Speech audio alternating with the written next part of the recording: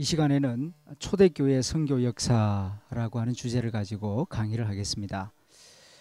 초대교회 선교 역사라고 하면은 시대적으로 보면은 예수님 부활 성천 이후에, 그러니까 AD 33년부터 313년 콘스탄틴이 기독교를 공인한 때까지 약 300년에 해당되는 시기가 초대교회 선교 역사 시대라고 말할 수 있습니다. 근데 이 처음 시작할 때에 예수님이 부활 성천하신 다음 최초의 교회는 그 오순절 다락방 교회인데 120명으로 시작된 정말 작은 공동체였습니다. 로마 제국 전체 입장에서 보자면은 정말 먼지 같은 그런 존재들입니다. 그런데 313년에 가서는 콘스탄틴에 의해서 로마 제국 전체가 기독교 국가로 이제 공인이 되는 것을 보게 됩니다. 불과 300여 년 만에 이렇게 엄청난 변화가 일어났습니다. 그 당시 전 세계의 센터는 로마 제국이라고 할 수 있는데, 어떻게 그 작은 공동체가 이 커다란 제국을 기독교 제국으로 변화시킬 수 있었는가. 그리고 지금 이제 2008년도에 와서 세계 인구는 전체 한 65억 정도 된다 그러거든요. 그 중에서 이제 기독교가 차지하는 비율이 약 33%입니다. 가장 기독교가 많습니다. 이게 가장 세계를 대표하는 주류 종교가 기독교입니다. 예수님 12제자 120명, 그리고 그 지구의 한 기퉁이인 그 팔레스틴에서 시작된 기독교가 2000년이 지나서 지금은 세계 인구 가운데 33%를 차지하는 세계 주류 대표 종교가 될 수 있었던 그 이유가 무엇인가? 2000년 동안 지구상에 등장했다가 사라진 종교가 수천 개가 넘습니다. 아니 수만 개가 넘을 겁니다. 그런데 기독교는 2000년이 지나면서 그 모든 수많은 종교들을 다 제치고 세계적인 종교가 되었습니다. 어떻게 그게 가능할 수 있었는가? 여러 가지 이유를 말할 수 있겠습니다만은 이 책을 쓴 스티븐 닐이라고 하는 영국 성공회 감독, 기독교 선교사라고 하는 이 유명한 기독교 선교 역사 책을 썼는데요. 성광문화사에서 번역 출판해 내었습니다. 영국 성공회 감독이었고 인도에 가서 수십 년 동안 선교 활동을 하다가 또 영국으로 돌아와서 신학교에서 가르치는 유명한 선교 역사 또 교회 역사 교수입니다. 이 책 첫 부분에 보게 되면은 이제 그런 말을 합니다. 어떻게 기독교가 세계적인 종교가 될 수 있었는가? 그것은 무엇보다도 여러 가지 이유가 있습니다만은 우리가 지닌 복음의 개방성과 세계성, 이것이 세계 종교가 되게 하는 데에 가장 중요한 요인이라는 것입니다. 우리 기독교가 가진 진리의 가장 중요한 내용이 복음 아닙니까? 하나님이 세상을 이처럼 사랑하사 독생자 예수 그리스도를 주셨다. 그러므로 누구든지 어떤 민족이든지 남녀노소 빈부귀천할 것 없이 이 복음, 하나님이 예수 그리스도를 보내주셨다. 그리고 나를 위하여 십자가에 달려 죽으셨고 예수님이 부활하신 것처럼 예수를 믿으면 우리는 부활하여 하나님 나라에서 영원히 살게 된다 하는 이 복음, 이 복음의 개방성이라고 하는 말은 열려 있다는 뜻입니다. 누구에게나 열려 있습니다. 유대인들에게만 열려 있는 게 아닙니다. 한국 사람들만 구원받는 게 아닙니다. 누구든지 이 복음을 믿으면 다 구원받습니다. 열려 있습니다. 만일에 닫혀 있었다면 복음은 유대인에게만, 한국 사람에게만 복음이 해당된다, 이렇게 제한되어 있다면은 아무리 열심히 복음 전해도 기독교가 세계적인 종교가 될 수가 없죠. 그런데 복음이 열려 있다. 그 다음에 세계성, 모든 나라, 모든 민족, 모든 지역민들 누구든지 다 예수 믿으면, 복음 믿으면 구원을 받고, 또 예수님이 친히 너희는 만천하에 다니며 온 천하에 다니며 이렇게 전 세계를 다니면서 복음을 전하라고 애초부터 그렇게 명령하셨고, 이 복음은 어느 팔레스틴에 있는 사람들만을 위해서 있는 게 아니고 한반도에 있는 사람들만을 위한, 특정 지역에 있는 사람들만을 위한 복음 진리가 아니고 5대양 6대주 모든 지역에 온 천하의 거주민들을 위한 진리 말씀이 복음이다. 그래서 이 복음, 우리가 가진 복음 자체가, 이 복음 자체가 개방성과 세계성을 지니고 있었기 때문에 2000년이 지나서 이 세계를 대표하는 종교가 될 수 있었다는 것입니다. 그렇다면은 다른 종교는 안 그렇느냐? 안 그렇습니다. 이제 비교 종교학을 전문적으로 공부해 보면은요, 이 기독교 진리, 기독교 복음이 얼마나 탁월한 것인가, 얼마나 세계적인 만인류를 위한 진리인가를 이 상대적으로 더 뚜렷하게 알 수 있습니다. 그래서 이 스티븐 닐은 이제 이 책, 이 기독교 선교사 제1장 첫 번째 문장에서 그런 말을 합니다. 다른 종교는요, 세계의 다른 종교들은 지방적이며 부족적이다, 이런 말을 합니다. 이게 타 종교들, 지방적이다 하는 말은 이제 지역적이다라는 말로도 번역할 수 있는데요. regional. 그러니까 이 인도네시아나 뭐 일본이나 아프리카에 가 보면은 뭐 그런 토속 종교들 많이 있지요. 그들도 신을 믿습니다. 그런데 그 신은 누구를 위한 신이냐면은 그 마을, 특정 지역 마을 주민들만을 위한 신이지 그 다른 마을에 해당 사항이 없어요. 그 다음에 또 부족적입니다. 그 수많은 인종 부족들이 있지 않습니까? 그런데 자기 부족만을 위한 신입니다. 그런데 다른 부족은 이 신이 돌볼 능력이 없어요. 또 관심도 없어요. 그래서 이 다른 종교들은 세계적인 종교가 될래야 될 수가 없습니다. 그 신을 바꾸든지 진리를 바꾸지 아니하면은 그 지방적인 테두리를 벗어날 수가 없고, 그 인종 부족의 테두리를 벗어날 수가 없는 폐쇄성을 가지고 있고 지역성을 가지고 있기 때문에 다른 종교들은 세계적인 종교가 될 수조차가 없었다는 것입니다. 여기에 이 기독교가 세계적인 종교가 되는 근원적인 요인, 근원적인 이유가 있다. 물론 선교사들이 많이 수고하고 희생하고 뭐 선교 아이디어, 선교 방법, 그 탁월성, 우수성도 작용했지만은 선교사가 아무리 뭐 열심히 잘해도 뭐 자기 몸을 불사르게 내어줬다 할지라도 가지고 있는 진리 자체가 폐쇄적이고 지방적이면은 그 울타리를, 한계성을 넘어갈 수가 없었다는 것이죠. 이렇게 우리가 가지고 있는 이 복음 자체가 이렇게 놀라운 능력을 가지고 있어서 세계적인 종교가 될 수 있었고, 오늘날 이렇게 5대양 6대주에서 그리스도를 믿는 수많은 사람들이 생겨나고 있다는 것입니다. 이제 여기서는 초대교회 선교 상황에 대해서 말씀을 드립니다. 어떤 상황 속에서 초대교회 교인들은 선교를 했는가? 한마디로 말하면은 매우 불리한 상황 속에서 선교를 했다라고 말할 수 있습니다. 아주 불리한 상황이었습니다. 구체적으로 말씀드리면은 무엇 때문에 불리했는가 하면은요, 세 가지 이유를 말할 수 있는데, 첫째는 기독교가 유대교의 분파로 인식되었기 때문입니다.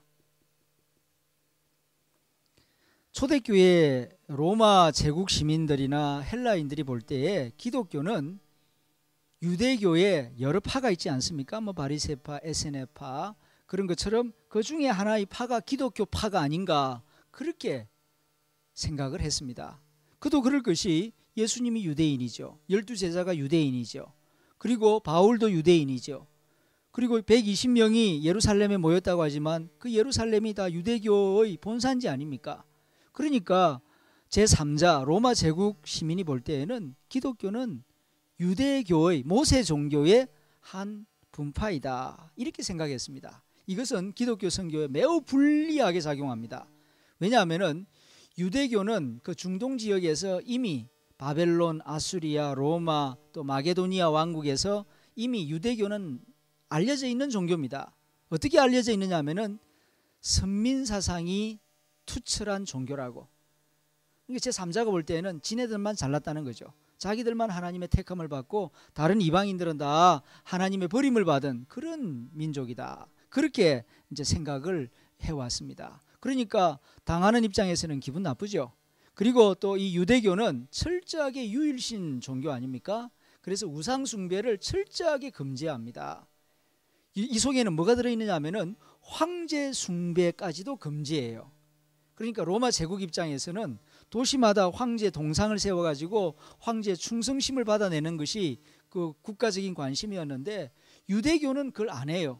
그러니까 유대교 굉장히 싫어했습니다. 유대교 믿는 사람도 미워했습니다. 그러니까 누가 유대교를 믿으려고 하겠습니까? 선교하면 안 믿죠. 기독교를 믿는 것은 곧 유대교인이 되는 것이다. 그렇게 생각을 했기 때문에 이 기독교 선교가 매우 불리했다 하는 사실입니다. 두 번째로는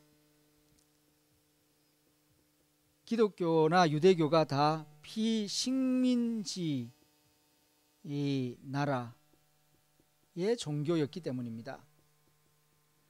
유대교든지 기독교든지 그 당시 이스라엘은 로마 제국이라고 하는 강대국의 지배를 받고 있었습니다. 이것은 선교에 매우 불리하였습니다. 왜냐하면 신을 믿으려면, 새로운 종교를 받아들이려면 강한 신을 믿어야 힘을 얻을 수 있고 도움을 받을 수 있지 않겠습니까? 그 당시에 이 민족 국가 간의 전쟁은 곧 신들의 전쟁이었고 종교 간의 전쟁이었거든요. 이스라엘이 로마 제국의 지배를 받는다는 것은 이스라엘의 신이 힘이 약하다는 뜻이에요. 그 당시 사람들이 생각할 때에는.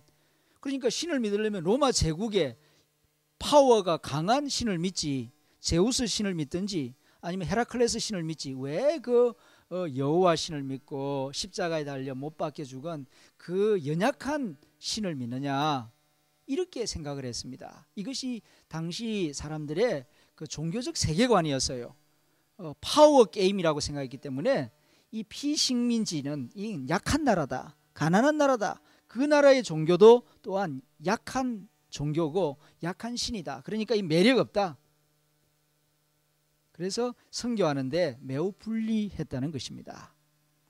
다음에 이제 세 번째로는 기독교는 십자가를 전파하였기 때문에 불리하였습니다. 기독교인이 모인 곳에는 항상 십자가가 있었고 또 십자가 앞에 모여서 찬송을 하고 예배를 불렀습니다. 또 십자가를 전파하였습니다.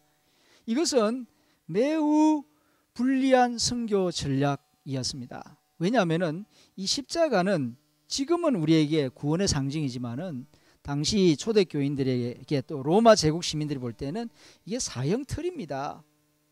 부끄러운 것입니다. 두려운 것입니다. 수치스러운 것입니다.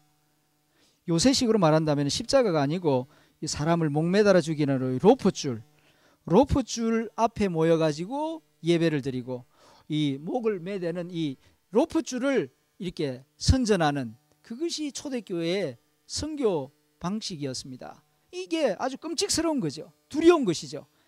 그러니까 이 십자가를 앞세우는 선교 방식은 아주 어리석어 보이는 그런 선교 방법이었습니다. 자, 이런 세 가지 요인으로 인하여서 초대교회의 그 선교 상황은 한마디로 말해서 매우 불리한 상황이었고 또 어리석은 방법, 미련한 방법으로 선교하는 그런 시대가 초대교회 선교 시대였다라고 말할 수가 있습니다. 자, 이렇게 어려운 상황 속에서 어리석은 방법으로 선교하면 선교가 되겠습니까? 일반 상식으로 볼 때 선교 안 되죠. 열매 없을 겁니다.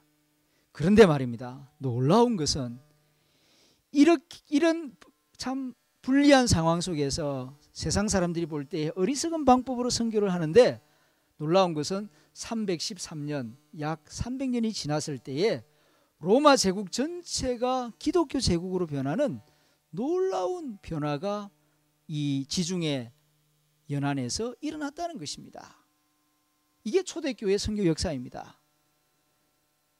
학문적으로 인간의 이성적으로 판단하면은 도무지 되지 않을 것 같은 그런 선교 전략 전술인데, 그러나 역사가 분명히 말하듯이 300년 만에 그 거대한 공룡 같은, 마치 이 어린 다윗과 거대한 몸짓을 가진 골리앗과 같은 싸움이었는데 다윗이 이긴 것처럼 120명으로 시작된 그 작은 공동체, 갈릴리 촌동네 그 어부들 12제자들에 의해서 시작된 기독교 운동이 이 거대한 이 정치 집단, 군사 집단, 행정 집단, 문명 집단이라고 할 수 있는 로마 제국을 기독교 세계로 바꾸어 놓는 놀라운 역사가 일어난 것이 역사적 사실입니다. 그렇다면은 어떻게 이런 상황 가운데에서 이 로마 제국이 기독교 제국으로 변화하는 그런 놀라운 일이 일어나게 되었는가 말씀드리겠습니다. 어떻게 로마 제국이 그렇게 변화할 수 있었는가? 거기에는 이제 내적인 요인 세 가지와 외적인 요인 세 가지를 정리해서 말할 수가 있습니다. 내적인 요인이라고 하면은 이제 기독교 세계 내부에서 이러한 능력을 가지고 있었기 때문에 로마 제국을 변화시킬 수 있었다는 말인데요. 그 첫 번째로는 복음의 능력을 확신하고 있었기 때문입니다.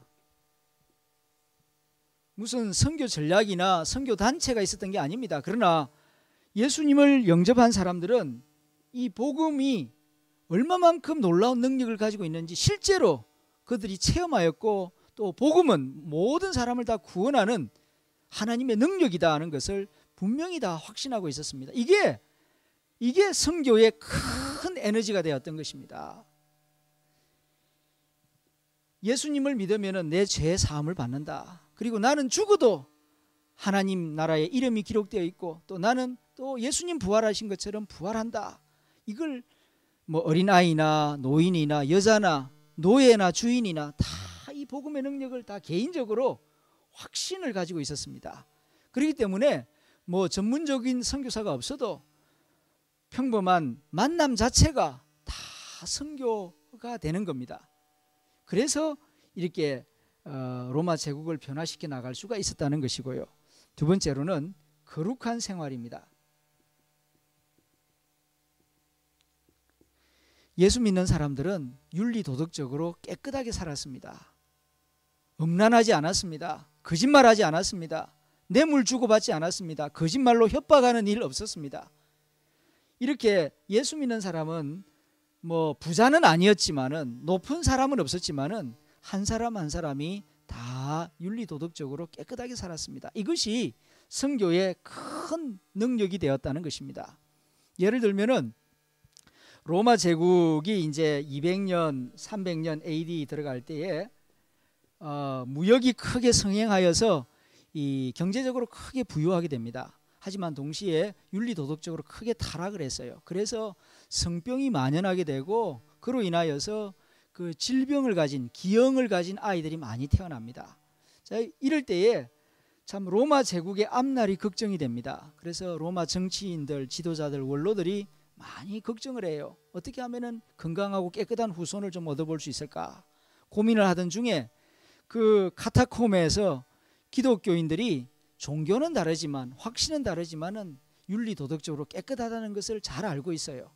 그래서 그 기독교 아가씨들을 몰래 데려다가 며느리로 삼았다는 거 아닙니까?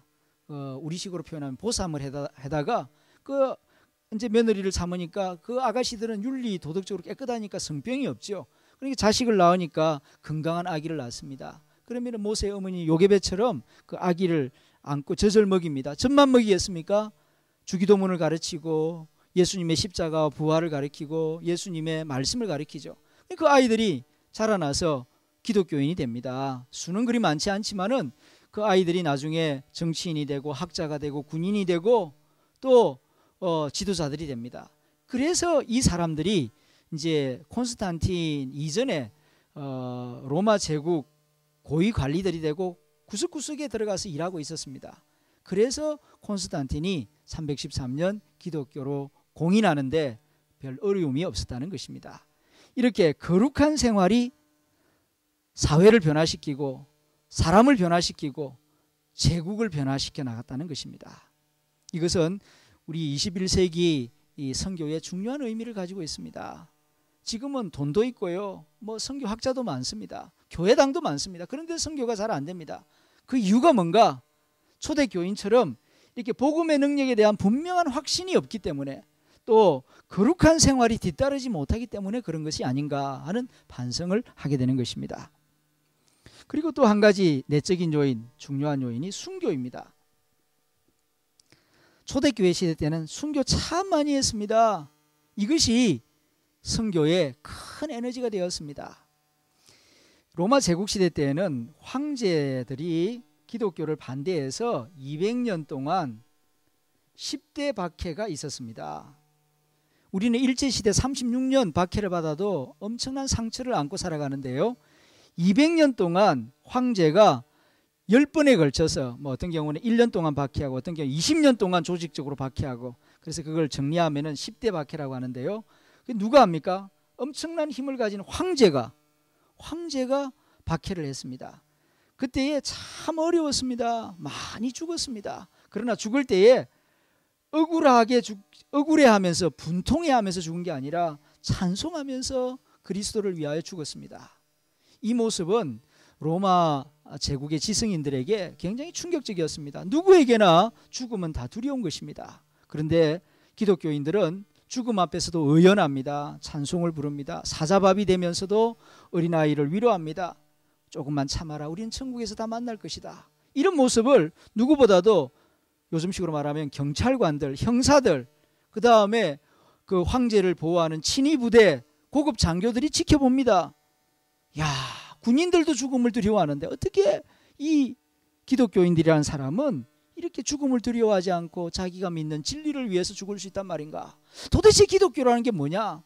복음이라는 게 뭐냐? 관심을 가지게 되죠. 이게 선교란 말입니다. 이렇게 초대교회는 선교가 이루어지게 되어서, 이렇게 해서 로마 군인들, 로마 경찰관들, 로마 친인의 부대들, 또 감옥을 지키는 그 간수장들이 먼저 예수님을 만나게 되고 기독교 복음을 믿게 되고, 여기서부터 점점 그 가족, 일가 친척들, 그래서 로마 제국 전반적으로 복음이 전파되게 되었다는 것입니다. 이렇게 그 불리한 상황 가운데에서 어리석게 보이는 방법으로 선교했지만은 로마 제국을 바꿔놓을 수 있었던 근원적인 선교 에너지는 요 세 가지에서 나왔다. 이것은 21세기, 22세기 선교를 준비하는 우리에게 참 중요한 교훈이라고 생각됩니다. 다음 그런가 하면 이제 외적인 요인 세 가지를 말합니다. 하나님의 섭리 가운데에서 이 초대교회 선교 역사의 승리를 위해서 하나님이 오래전부터 준비해 둔 것이 있었습니다. 특별히 그 알렉산더 대왕이 BC 한 300여 년 전부터 이 일을 준비했는데, 언어의 통일입니다. 지중해 연안 로마 제국은 다 알렉산더 대왕 때에 다 헬라어를 쓰도록 했습니다. 그 헬레니제이션, 헬라화 정책을 써가지고 그 광대한 로마 제국 안에, 그전에는 마게도니아 왕국이었죠. 수백 개의 민족이 있지 않습니까? 언어가 다릅니다. 그런데 이 헬라어로 다 통일을 시켜놨습니다. 그래서 바울이 헬라어를 잘하니까 하나님의 쓰임을 받았고, 또 헬라어를 잘하니까 쉽게 이 문화적 경계선, 언어의 경계선을 넘어서서 여러 민족에게 가서 복음을 전할 수가 있었다는 것입니다. 두 번째로는 도로망이 잘 되어 있었습니다. 모든 도로는 로마로 통한다 하는 말이 있지 않습니까? 그래서 빠르게 이 도시 저 도시로 이동해 다니면서 복음을 전할 수가 있었다. 이 길 닦아 둔 것이 하나님 나라 확장을 위해서, 복음의 전파를 위해서 하나님의 예비하심이 아니었겠습니까? 세 번째로는 회당, 시나고거입니다. 이것이 복음 선교의 이 거점을 마련해 줍니다. 도구 역할을 하였습니다. 이 회당은 이제 북이스라엘이 722년 주전에 망할 때에 흩어진 유대인들, 그 다음에 BC 586년 바벨론에 의해서 흩어진 유대인들, 그리고 또 이후에 유대인들이 계속 이렇게 나라가 어려움을 당할 때마다 이제 다른 나라에 가서 살았죠. 그 흩어진 유대인들이 이제 자기 사는 마을에 외국에서 그 회당을 짓지 않았습니까? 그 회당이 나중에 이제 선교하는 데에 그 거점을 마련해 줍니다. 사도행전을 읽어보시면은 바울이 이방인 선교사라고 하지만 실제로는 그 선교지에 들어가서 맨 먼저 회당을 찾아갑니다. 회당에 가서 유대인들을 만나고 복음을 전하고 받아들이는 사람이 있으면은 거기 가서 잠자고 거기 가서 밥 얻어먹고 힘을 충전해서 또 그 이웃 마을에 가서 복음을 전하고, 만일에 회당이 없었다라면은 바울이 그렇게 복음을 전파할 수 있었을까? 아마 좀 어려움이 많았을 것입니다. 이렇게 이 회당이 예를 들면은 이제 바벨론에 들어가서 회당을 세우면은 거기서 이제 모세 오경을 가르치죠. 하나님을 전파하죠. 물론 적극적으로 뭐 바벨론 사람들 보고 예수 믿으라는 말은 안 했지만은, 그러나 유대인들이 모여서 회당에 모여서 안식일을 지키는 그 모습 자체가 바벨론 그 주변 주민들에게 하나님을 간접적으로 소개하는 역할을 합니다. 그러다가 바울이 들어가니까 본격적으로 이제 복음을 전하게 되는 것이죠. 이게 이제 회당이 예비적인 역할, 복음을 받아들일 수 있는 그 예비적인 역할을 했다라고 말할 수가 있습니다. 자, 이렇게 하나님의 섭리 가운데에서 언어의 통일, 도로망이 준비되고 회당이 곳곳에 세워짐으로 해서 선교 거점을 마련해주고, 이걸 이용해서 선교사들이 그 로마 제국 곳곳에 구석구석에 들어가서 복음을 전할 수 있었다는 것입니다. 그래서 유세비우스 교회사를 보게 되면은 벌써 AD 250년경에 로마 제국 구석구석 도시마다 교회당이 세워졌다. 그리고 교회당이 세워진 곳에서는 어려운 과부들을 도와주고 고아들을 도와주고 정말 찬송하며 일요일날, 이제 토요일이 아니고 일요일날 모여서 예배드리는 기독교 공동체가 로마 제국 안에 곳곳에 존재했다 하는 그런 글을 유세비우스 책에서 읽어볼 수 있습니다. 형식적으로는 313년에 기독교를 이제 로마 제국의 파블릭 릴리전으로 공인합니다만은 벌써 250년부터 기독교는 로마 제국의 종교로서 벌써 자리를 잡아가고 있었다 하는 그런 뜻입니다. 이 일이 어떻게 가능하게 되었는가? 이렇게 우리 초대교회 그리스도인들의 이런 훌륭한 신앙생활과 복음에 대한 확신, 또 하나님의 섭리가 있어서 이와 같이 그 불리한 상황 가운데에서 로마 제국을 기독교 제국으로 변화시키는 그런 역사가 가능했다 하는 말씀입니다. 이 초대교회 역사는 이제 앞에서도 말씀드렸습니다만 21세기, 22세기 세계 선교를 어떻게 할 것인가, 그 아이디어를 얻고 선교 전략을 수립하는데 아주 중요한 통찰력을 많이 제시해 준다고 생각합니다. 지금 21세기, 22세기 상황이 꼭 초대교회 상황하고 비슷해요. 영어로 지금 전 세계 언어가 지금 통일되어 오고 있죠. 그 다음에 인터넷망이, 국제적인 도로망이 이렇게 인터넷 도로망으로 마련되고 있죠. 그 다음에 특별히 이 한국인 디아스포라가 세계 곳곳에 나가서 살고 있습니다. 유대인보다 중국인보다도 한국 사람들이 더 많이 나가 있습니다. 이 일은 아마 한국 민족을 21세기, 22세기 선교의 주역으로 사용하시려는 하나님의 섭리가 있지 아니한가.